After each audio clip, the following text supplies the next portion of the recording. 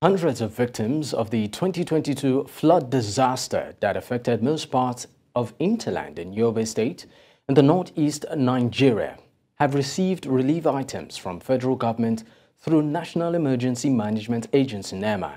News Central's Umaru Kirawa completes the story. Kyari Tijani is a leper from the Far Bade local government area of Yobe State in northeast Nigeria. His means of livelihood and belongings were destroyed during the peak of the flood disaster that happened in his area. The government is here with assorted food and non-food items to help cushion the effects of the flood that adversely affected Kyari and other vulnerable persons selected from the 17 local government areas of Yobe State. We thank the government for coming to our aid. We are glad to receive the relief items. For the government, the distribution of the agro-allied and other items is to support the long-term recovery of Nigeria from 2022 flood disaster and enable affected population return to normalcy. Total of 660,884 households were verified and targeted to benefit from this special intervention across 36 states and federal capital territory. We have learned a lot from the 2022 flood, and I wish to reaffirm to you, Your Excellency, the agency's commitment and preparedness to improve in responding to all forms of emergencies.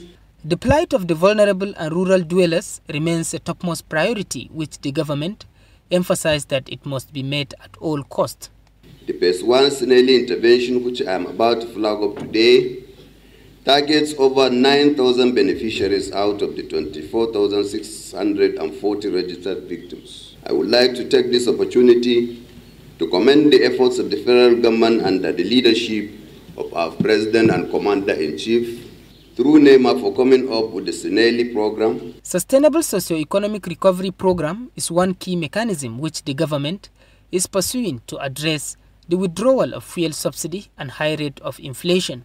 I would like to assure you that our administration will continue to provide the needed leadership and support within the available resources to fast-track the state recovery and development priorities, especially in the areas of reconstruction, rehabilitation and restoration of livelihood in the state. The smile on the faces of these victims of 2022 flood disaster of Yobe State speaks volume of how this gesture provided by the government, including food and non-food items, will go a long way in alleviating their sufferings.